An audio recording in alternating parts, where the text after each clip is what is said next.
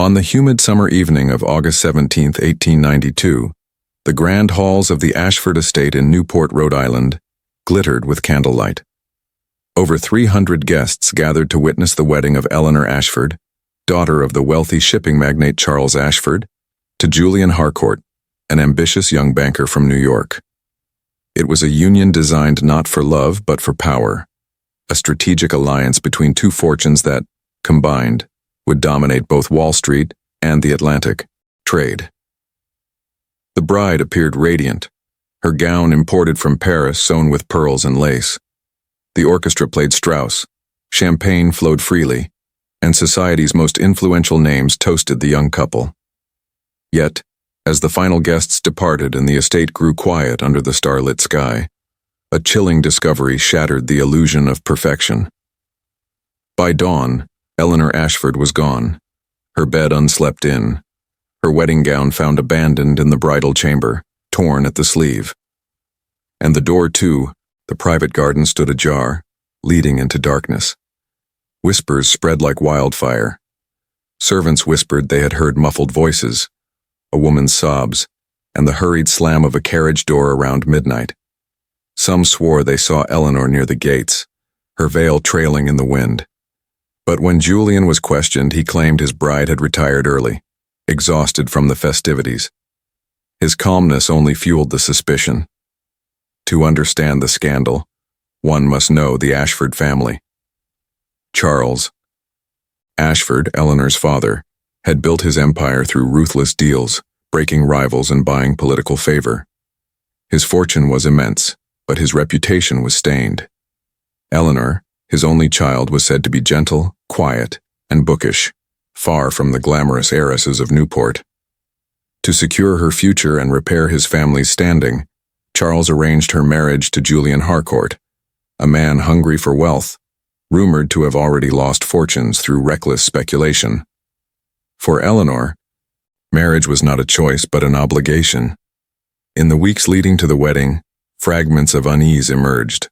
A maid named Clara Dalton later confessed in her journal, "Miss Eleanor wept often. Once she told me, 'I feel like a bird being caged in a gilded room. They call it a wedding, but to me it feels like a sentence.'" Another entry revealed, "The night before the ceremony, she placed a sealed letter upon her desk.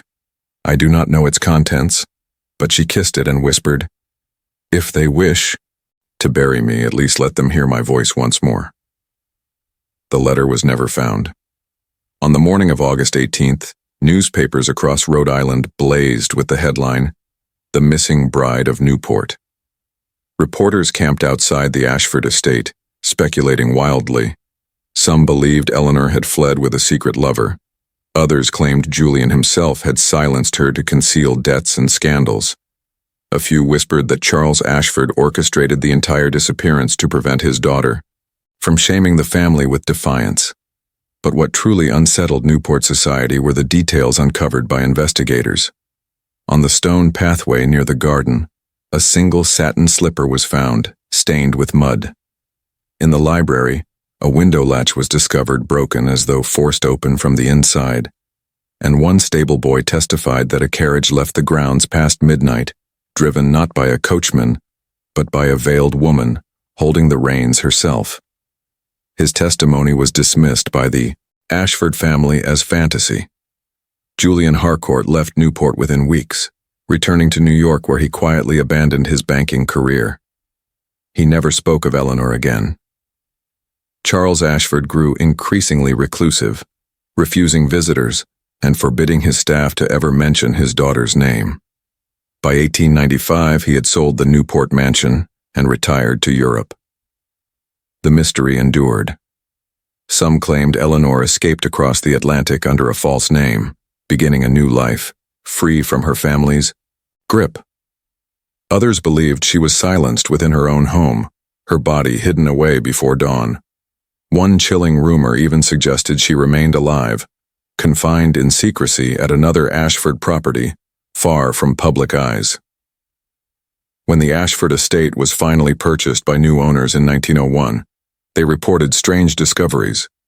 In the attic, behind a loose wooden panel, they found a torn fragment of lace that matched Eleanor's gown, and carved faintly into the beam the words, "Not by my choice." Historians continue to debate the case. Was it an escape, a cover-up, or a tragedy hidden by one of America's most powerful families?